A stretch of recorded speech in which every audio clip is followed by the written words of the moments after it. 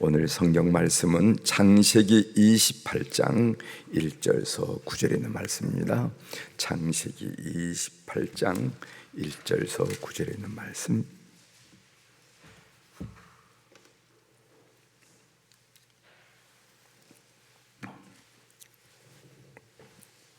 창세기 28장 1절서부터 9절에 있는 말씀 제가 봉독해 드리겠습니다. 이삭이 야곱을 불러 그에게 축복하고 또 당부하여 이르되 너는 가난 사람의 딸들 중에서 아내를 맞이하지 말고 일어나 밧단 아람으로 가서 내 애조부 부두엘의 집에 이르러 거기서 내 삼촌 라반의 딸 중에서 아내를 맞이하라. 전능하신 하나님이 내게 복을 주시어 내가 생육하고 번성하게 하여 내가 여러 족속을 이루게 하시고 아브라함에게 허락하신 복을 내게 주시되 너와 함께한 내 자손에게도 주사 하나님이 아브라함에게 주신 땅 곧 내가 거류하는 땅을 내가 차지하게 하시기를 원하노라. 이에 이삭이 야곱을 보내매 그가 밧단 아람으로 가서 라반에게 이르렀으니 라반은 아람 사람 부두엘의 아들이요 야곱과 에서의 어머니 리브가의 오라비더라.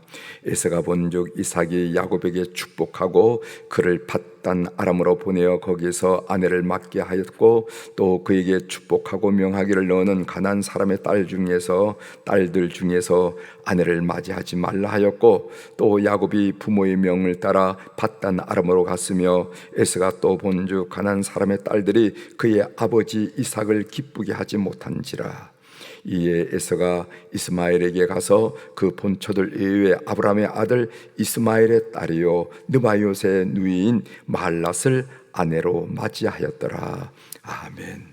9절까지 함께 읽겠습니다.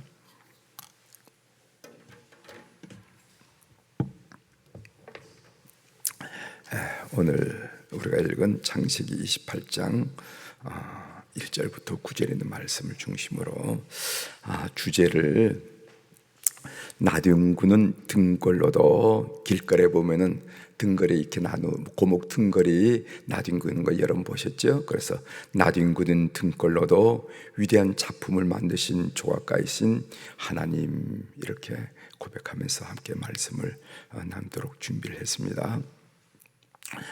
우리 같은 경우에는 툭 쳐버리고 말지만은 위대한 예술가들은 그 등골 속에서 아름다운 조각품을 구상하고 다듬고 베고 톱으로 켜고 다듬고 이렇게 해서 조각품을 만들어내서 많은 사람을 감탄하게 하는 그런 것을 우리가 보잖아요. 그래서 그 내용을 주제로 삼는 겁니다. 나뒹구는 등골로도 위대한 작품을 만드신 조각가이신 하나님. 지난주에는 우리 교회 장례가 3건이나 있었어요. 그러니까 우리 사역자들이 다 바쁘고 이렇게 했는데 장례를 생각하면서 이런 생각이 들더라고요. 무슨 생각이 드냐면은 여러분 젊은 시절 사랑하는 연인과 또는 이렇게 신랑 신부 아니면 연인과 더불어 데이트할 때가 있었잖아요. 그래서 데이트할 때 보면 서로 헤어지기 싫어서 옛날에는 통금이란 거 있었는데 통금 전까지 내가 집에 돌아갈 그 시간까지 계산해가지고 그 전까지 같이 있다가 여자를 데려다 주고 또 돌아오고 뭐 이런 기억이 여러분들에게 날 겁니다. 그러다가 결혼이란 게 뭔가? 결혼이라는 것은 이젠 도저히 못 참겠어, 이제는 헤어져서는 못 살겠어, 떨어져서는 못 살겠어 해서 이루는 것이 결혼이라 이렇게 우리가 이야기하잖아요. 그렇죠? 결혼이란 무엇인가? 이제는 도저히 떨어져서는 못 살겠어 하면서 양가의 허락을 득해서 하는 것이 결혼이라 하는 것인데, 죽음이란 무엇인가? 그것은 우리가 이 땅에서 하나님과 내밀한 교제를 나누는 겁니다. 데이트하는 겁니다. 하나님과 주님과 우리 사이에 새벽에도 데이트하고 길거리 가면서도 데이트하고 자기 전에도 데이트하고 이렇게 데이트하다가 이제는 도저히 떨어져서는 못 살겠어, 같이 살자라고 하나님이 우리를 초청하는 거룩한 행위가 죽음이라는 거예요. 이제는 60년, 70년 이게 가끔씩 이렇게 보는 거가 이제는 난 못 견디겠어. 이제 같이 살자라고 하늘의 부르심을 입는 이 땅의 신부들, 이것이 바로 죽음이라는 거라, 이렇게 이해를 하게 됩니다. 그렇다고 한다면 우리에게 중요한 것이 무엇이냐면은 하나님과 교제를 갖는 거예요. 그 교제가 여러분들이 세월이 지나면 지날수록 내밀해지기를 바라고, 밀접해지기를 바라고, 정말 사랑에 겨운 남녀 연인들이 떨어지기를 싫어하듯이 주님 앞에 머무르면 금방 시간이 가고, 그런 교제가 우리 인생에 있어야 된다는 거예요. 그래서 그런 교제가 깊어지면은 우리 삶의 마지막 하는 순간, 우리 주님과 영원히 주님 손 붙들고 데이트하겠구나, 영으로 데이트하겠구나, 이런 고백을 하면서 이 땅을 떠나는데, 제가 어느 자리에서 말씀드렸지만은 구약 성경을 보고 신약 성경에 나타난 인물들 그 어느 누구 하나도 죽음을 두렵게 여기거나 주저하거나 한 발짝 뒤로 물러선 사람은 아무도 없다는 겁니다. 오히려 그 자리를 즐거워하고 그 만남을 기대하고 그 만남을 소망했던 것이 구약 성경의 수많은 인물들의 고백이고, 그리고 신약 성경의 수많은 인물들의 아주 일관된 고백이라 하는 것을 우리가 알게 되는 겁니다. 다시 한번 여러분들이 말씀드리는 것은 뭐냐면은 죽음이란 뭔가, 이 땅에서 우리가 가끔씩 주님과 데이트했는데 이제 더 헤어지기는 떨어져서는 못 살겠다고 고백하고 주님과 깊은 교제 속에 들어가는 것, 주님과 천국에서 데이트하는 것, 이것이 바로 죽음이라 이해하고, 그 죽음을 우린 죽음이라고 꺼려하고 뒤로 물러섰지만은 성경에 나타난 그 위대한 인물들은요, 하나같이 그 죽음을 환영하고 기대하고 소망했다 하는 것을 우리가 다시 알면서 여러분들의 신앙생활을 더 깊이 하셔야 되지 않겠는가 하는 생각을 그런 현장에 있어서 많이 생각하게 됐다는 말씀을 드립니다. 오늘 본문은 아내를 얻기 위해서 야곱이 하란으로 간 내용이 나옵니다. 오늘 본문 한 구절씩 한번 살펴보도록 하겠습니다. 1절에 보면은 이삭이 야곱을 불러 그에게 축복하고 또 당부하여 이르되 너는 가난 사람의 딸들 중에서 아내를 맞이하지 말고 일어나 밧단 아람으로 가서 내 애조부 부두엘의 집에 이르러 거기서 내 외삼촌 라반의 딸 중에서 아내를 맞이하라. 이삭이 야곱에게 이렇게 명령한 것은 아내 리브가의 압박, 다시 말하면 그 강청, 리브가의 강청 때문이었음을 우리는 알게 됩니다. 그 강청이 어디 나오냐면은 그 압박이 어디 나오면은 우리가 조금 전에 읽어야 될 창세기 27장 46절에 보면은 그 말씀이 있습니다. 제가 한번 읽어드리겠습니다. 바로 위에 말씀이죠. 창세기 27장 46절.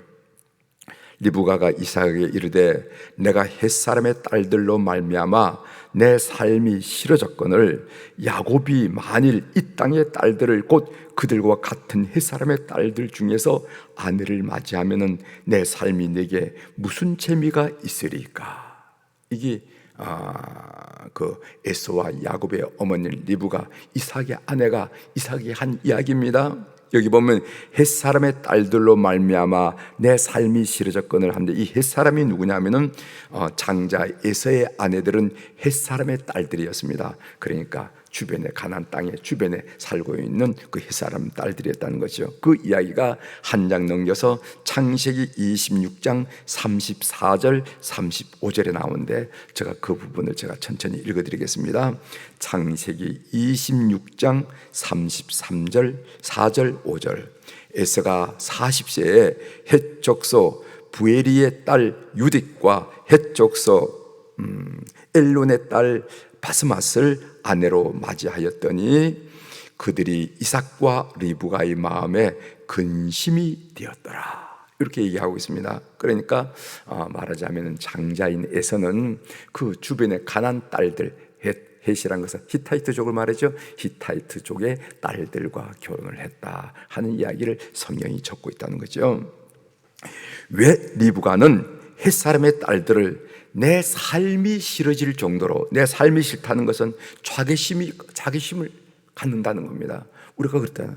내가 저런 며느리를 얻기 위해서 내가 이 아들을 이렇게 정성으로 키웠던가, 내가 저런 사위를 보기 위해서 내 딸을 이렇게 키웠던가, 이 자괴심이 든다는 거죠. 내 삶이 싫어질 정도로, 또 내 삶이 내게 무슨 재미가 있을까라는, 이건 염세적이 되는 거예요. 삶의 재미를 못 느끼고 염세적이 되는 건데, 이렇게 될 정도로 왜 이 헷 사람의 딸들이 맞지 않았을까 하는 얘기입니다.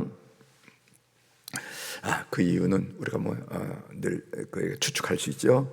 헷 사람의 딸들은 타락한 가나안 문화에 깊이 물들어 있기 때문에 그렇습니다. 이 가나안 문화는 바알의 문화, 아세라의 문화, 이런 거 여러분 잘 아시잖아요.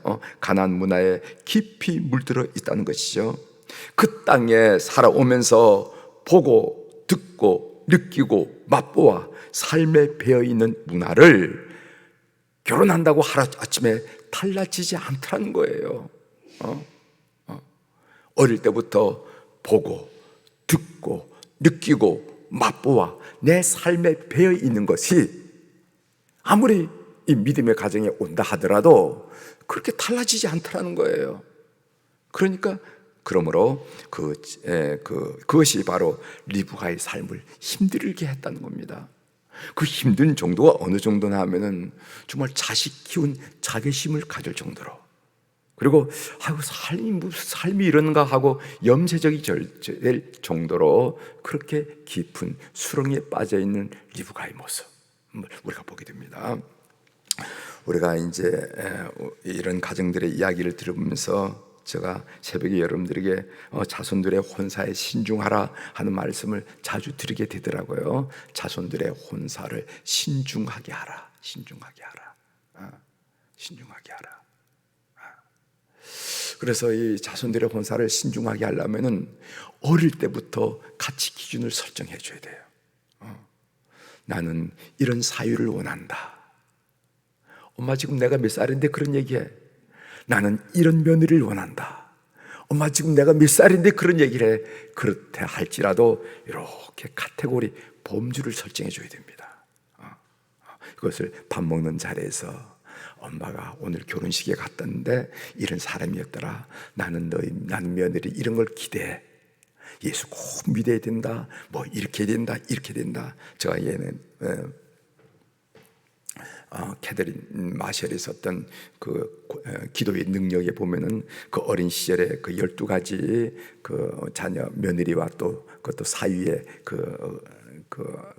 이런 조건에 사위를 봤으면 좋겠다, 이런 조건에 며느리를 봤으면 좋겠다 하는 것을 적어서 성경책 갈피해 놓고 늘 기도했다는 얘기 여러분들에게 말씀드린 적이 있어요. 캐더린 마셜이 쓴 그 기도의 능력이라는 책에 보면은, 그래서 나중에 아이들이 데려왔는데 어쩌면 그렇게 그의 그 조건에 맞는지 몰랐다 하는 그런 고백이 있습니다. 그런데 이런 것을 어릴 때부터 챙겨 넣지 않으면은 나이가 커서 사랑합니다 하고 인사시킬 때 거기서부터 그건 아니라 그건 저라 이렇게 얘기하게 되면 이미 그 부모 자식 사이에 의리가 깨어집니다.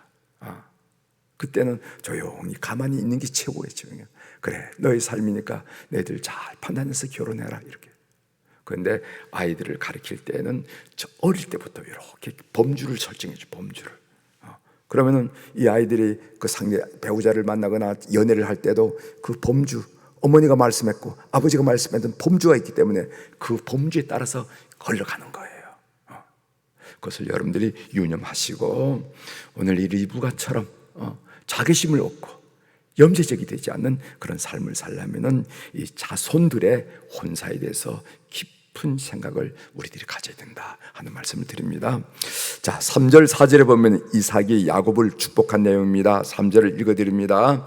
전능하신 하나님이 네게 복을 주시어 네가 생육하고 번성하게 하여 네가 여러 족속을 이루게 하시고, 4절 아브라함에게 허락하신 복을 네게 주시되 너와 함께 네 자손에게도 주사 하나님이 아브라함에게 주신 땅 곧 네가 거류한 땅을 네가 차지하게 하시기를 원하노라. 이 내용이 바로 사랑하는 둘째 아들을 이제 밧단 아람으로 보내서 아버지, 늙은 아버지가 축복한 내용입니다. 여기 보면은 전능하신 하나님이라 하는 말이 있어요. 이 전능하신 하나님의 이름이 엘샤다이라 하는 말인데, 이 하나님의 이름으로 축복했다는 겁니다. 그런데 이 이름이 성경에 제일 먼저 출연한 데가 언제냐면 창세기 17장 1절 아브라함에게 처음 사용되는 것을 우리가 보게 됩니다. 그 내용을 제가 읽어드리면은, 아브라함이 99세 때에 여호와께서 아브라함에게 나타나서 그에게 이르되 나는 전능한 하나님이라, 나는 엘샤다이라, 너는 내 앞에서 행하여 완전하라 하면서 하나님이 아브라함을 축복하실 때 하나님 자신이 엘사다이라, 전능하신 하나님이라 라고 소개했는데, 이 전능하신 하나님이란 동일한 이름으로 이삭은 그 아들 야곱을 축복하는 것을 오늘 우리가 보게 된다는 것입니다. 이 말의 의미가 무엇인가? 이 전능하신 하나님이라는 이름으로 아브라함의 축복과 언약이 에서가 아닌 야곱과 연결되어 있음을 우리에게 나타내 주고 있는 겁니다. 하나님이 당신의 이름을 전능하신 하나님이라고 아브라함을 축복하듯이, 이제 이삭이 그 아들 야곱을 축복하는데 어떤 이름으로 축복하느냐 하면 전능한 하나님 엘사이드로 축복하는 그것은 아브라함의 축복과 언약이 에서가 아닌 야곱으로 연결됐다, 야곱이 언약의 상속자임을 드러낸 말임을 우리가 알게 된다는 겁니다. 이제 6절 9절에 있는 말씀은 이스마엘의 길로 가는 에서에 대한 내용이 나옵니다. 그 6절 9절을 보면은요, 무슨 말이 나오면은 보았다, 에서가 보았다, 이게 바야레라는 이 히브리 말인데, 이 말이 이 두 번 나오는 것을 보게 됩니다. 6절에 봐도 에서가 본즉, 8절에 봐도 에서가 본즉. 이 말은 에서가 상황을 파악했다는 말입니다. 왜 우리 이삭과 리브가가, 그리고 우리 부모님이 나를 사랑하지 않고 또 우리 아내들을 싫어하는가 가만히 봤다는 겁니다. 파악을 했다는 겁니다. 그래서 큰 아버지견 이스마엘, 그러니까 이스마엘은 아브라함과 하갈 사이에 난, 말하자면 큰 아버지나 마찬가지죠. 그 이스마엘의 딸인 마할렛을 아내로 맞이했다 하는 말씀이 거기 있습니다. 9절이죠. 9절을 제가 읽어드리겠습니다. 이에 에서가 이스마엘에게 가서 그 본처들 외에 아브라함의 아들 이스마엘의 딸이요 느바롯의 누이인 마할렛을 아내로 맞이하였더라. 본문은 에서가 이스마엘 족속의 딸과 결혼함으로써 에서가 이삭의 길이 아니라 이스마엘의 길로 가고 있음을 암시한다는 거죠. 즉 야곱은 이삭의 길로 갔고 그 형 에서는 이스마엘의 길로 감으로써 아브라함의 언약으로부터 점점 멀어지고 있는 것을 성경이 보여주고 있다는 것입니다. 제가 간단한 본문을 묵상하면서 이런 생각이 들어서 여러분들께 말씀을 드리는 겁니다. 이 이삭의 가정은 역기능의 가정이에요. 가정이 순기능을 하려면 가정이 위로받고 따뜻함을 느끼고 편안함을 느끼고 소망을 느끼고 비전을 나누고 뭐 이래야 될 거 아닙니까? 가정의 순기능이. 그런데 이 이삭의 가정은 역기능의 가정이에요. 이삭은 에서를, 그리고 리브가는 야곱을 지독히 편애함으로써, 보통 편애하는 게 아니라 지독히 편애함으로써 가족 간에 속임이 일어나는 겁니다. 그러니까 야곱이 이삭에게 뭐 합니까? 팔에다가 털을 붙이고 목소리까지 흉내내면서 나는 에서입니다 하고 아버지를 속이잖아요. 그러니까 부모를 속이던 거예요. 또 탈취, 야곱이 에서에게 마땅한 복을 탈취하잖아요. 그래서 이삭이 야곱을 축복하는 거예요. 또 살인의 가능성, 에서가 가만히 보니까 언젠가는 자기의 장자 문분을 낚아채더니까 이제는 뭐 며칠 전에는 자기가 받아야 할, 마땅할 장자로서 받아야 할 축복까지 뺏어 가거든. 그러니까 너 아버지 살아계신 내가 가만 놔두지만은 아버지가 운명을 달리하면 너 가만 안 놔두겠다 얘기하거든요. 그 죽이겠다는 겁니다. 그래서 이 두 아들이 죽는 것을 볼 수가 없어서 리브가가 그 아들 야곱을 도피를 시켜요. 도피, 야곱이 밧담 아람으로 도피하는 거. 그러니까 이 이삭의 가정은 한마디로 말하면은요, 소위 이삭의 가정 역기능이 있는 가정이에요. 역기능이 있는 가정이에요. 다시 말합니다. 가족 간에 속임이 일어나고 탈취가 일어나고 살인의 가능성이 예견이 되고 그리고 도피가 일어나는 그런 가정이라 말이죠. 그런데 성경을 보면은 이 엮이는 가정을 숨기거나 미워하지 않아요. 미워하는. 우리가 보통 하나님을 어떻게 고백합니까? 이스라엘 사람들이 아브라함의 하나님, 이삭의 하나님, 야곱의 하나님 하면은 우리 같으면은 이 역기능의 가정을 조금 숨기거나 말을 하지 않거나 아니면 좀 미화시킬 수 있을 텐데 성경은 그대로 표현해 줍니다. 오히려 하나님은 그 무너진 가정을 통하여 하나님의 구원 사역을 이루어 가심을 성경은 우리들에게 여실히 보여주고 있다는 것입니다. 위대한 조각가 얘기를 다시 하죠. 길가에 나뒹구는 고목의 등거를 그 등거를 바라보면서 잘 구상해서 베기도 하고 다듬질을 해가지고 다듬어서 예술 작품을 만드는 조각가를 하나님도 그런 분이라는 겁니다. 하나님. 성경에 나타난 인물의 대부분은 엮이는 가정의 출신이었어요. 보통 사람 같으면 포기하거나 비뚤어진 인생을 살아 마땅한 사람이지만은 그렇지 않더라 이 말이죠. 여러분 고린도전서 1장 26절 29절 제가 읽어드리려고 하는데 고린도전서 1장 26절에 보면은 형제들아 너희를 부르심을 보라 육체를 따라 지혜로운 자가 많지 아니하며 능한 자가 많지 아니하며 문벌 좋은 자가 많지 아니하도다. 없다는 얘기는 아니지만 많지 않다 얘기했습니다. 그래서 29절에 보면은 이는 아무 육체도 하나님 앞에서 자랑하지 못하게 하려 하심이라 하는 말씀이 있습니다. 하나님은 이런 자들을 통해서 위대한 구원의 도구 구원 사역을 하시더라 하는 이야기예요. 여러분 이런 성경의 사실은 역기능이 많은 가정을 배경으로 살아가는 현대인들에게 또 다른 복음이라고 여겨지더라고요. 또 다른 복음. 여러분 오늘 현대인의 삶에서 얼마나 그 가정이 역기능적입니까?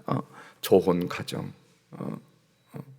아버지 어머니는 분명히 살아계시는데도 어디 간지 없고 그 자식을 할머니 할아버지가 맡아 키운 좋은 가정. 이혼 가정. 이혼 가정. 또 재혼 가정의 자녀들 재혼을 하니까 씨 다르고 배 다른 가정이 형제란 이름으로 모여 사는 거예요. 또 극빈 가정, 또 폭력 가정, 뭐 이런 가정들의 이야기들을 우리가 신문 방송을 통해서도 많이 듣게 되고 또 우리가 하는 특별히 이 성육원의 그 보육원 사역을 통해서 조금 깊이 알게 되잖아요. 성육원에 지금 40몇 명이 되는 아이들이 있는데 그 아이들을 이렇게 물어보면은요, 뭐 지금 제가 말씀드린 그런 내용이에요. 좋은 가정, 조손 가정, 그다음에 이혼 가정, 그다음에 재혼 가정, 급빈 가정, 폭력 가정, 미혼모 가정, 뭐 이렇게 해서 그 어떤 역기능의 가정에서 도저히 거기서 생활할 수 없기 때문에 이렇게 맡겨지는 그런 아이들이 적지 않다는 거예요. 이런 상황들을 우리가 경험하면서 하나님은 길가에 나뒹구는 등불로도 위대한 작품을 만드는 조각가라는 이 말씀이 얼마나 우리 마음속에 와 닿고 격려가 되는지 몰라요. 그래서 우리 하나님 손에 붙잡히자. 하나님 손에만 붙잡히면 하면은 하나님은 놀라운 솜씨로 우리를 다듬을 것이다. 이렇게 격려하면서 이게 하나의 복음으로 우리에게 다가오는 것을 느낀다는 것입니다. 여러분 꼭 믿으시길 바랍니다. 우리 인간이 볼 때는 조금 이렇게 고개가 갸우뚱하지만은 그 사람이 하나님 손에 붙들리기만 하면은 그분은 위대한 조각같기 때문에 하나님 나라를 위해서 귀하게 쓴 사람으로 다듬어 세우신다 하는 것을 꼭 믿으면서 신앙생활을 하는 우리 교우들이 되기를 바랍니다. 저는 본문을 묵상하면서 그 생각이 들어서 제가 묵상한 내용을 여러분들과 함께 나눴습니다. 기도하시겠습니다.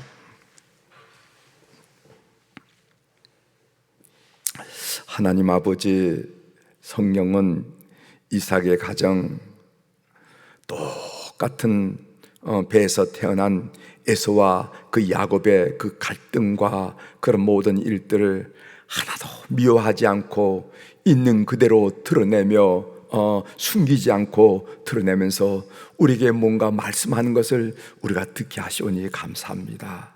하나님은 이렇게 엮이는 가정조차도 하나님 손에 붙들리면은 하나님의 거룩한 구원 사역으로 다듬어지고 세워진다는 것을 우리에게 말씀하고 싶어하는 것을 우리가 듣게 하시오니 감사를 드립니다. 오늘 현대인의 삶이 참 엮이는 가정이 많이 있습니다.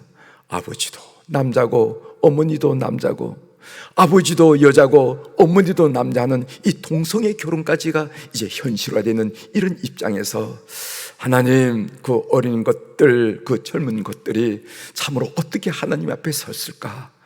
복음 아니면 세워질 수 없다는 것을 다시 한번 느끼면서 그 영혼들이 하나님께 온전히 사로잡히기를 소원하면서 우리가 이 말씀을 묵상하게 도와주신 거 감사합니다. 사람은 기대하지 못하고 고개를 갸우뚱한다 할지라도 하나님의 손은 길가에 놔둔 것은 등굴러도 귀한 조각품을 만들고 예술을 만드는 그런 조각가임을 확신하면서 주님 앞에 안내하며 소개하며 만남을 갖게 하는 우리 모든 이웃들이 될 수 있도록 은총을 베풀어 주옵소서. 오늘 또 우리 사랑 교우들이 주님 앞에 귀한 물질을 올려드렸습니다. 많아서 드린 것 아닌 것 하나님이 아실 거고, 쓸 데가 없어서 드린 거 하나님이 아실 테고, 쓰고 남아서 부스러기 드리지 않은 거 하나님이 아실 줄 믿습니다.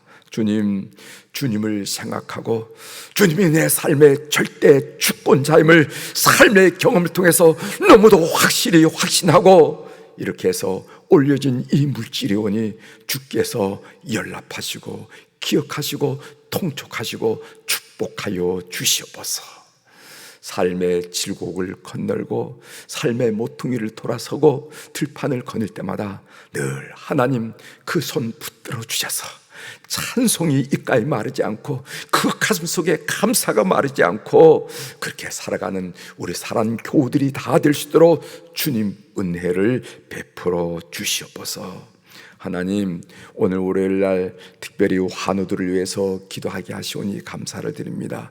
병원에서 또 가정에서 통원하면서 치료받고 있는 가정들, 그리고 또 참으로 회복이 어렵다는 그런 통고를 받으면서 항암을 시작한 가정들이 있사오니 우리 하나님 꼭 기억하여 주옵소서.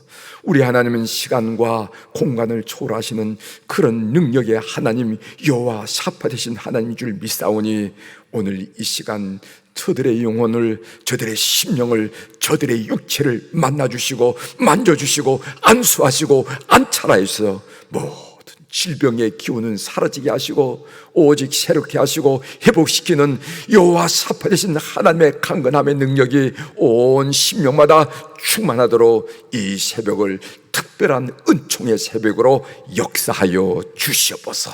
그래서 진료하는 의료진들이 깜짝 놀라서 우리 모두가 생명은 하나님께 있습니다, 함께 고백할 수 있는 정도로 주의 거룩한 은혜를 우리 환우들에게 베풀어 주시옵소서.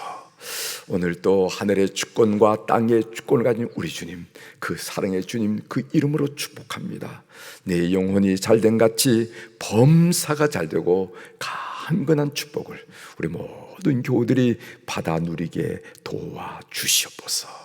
예수님의 이름으로 축복하며 기도 올리옵나이다. 아멘.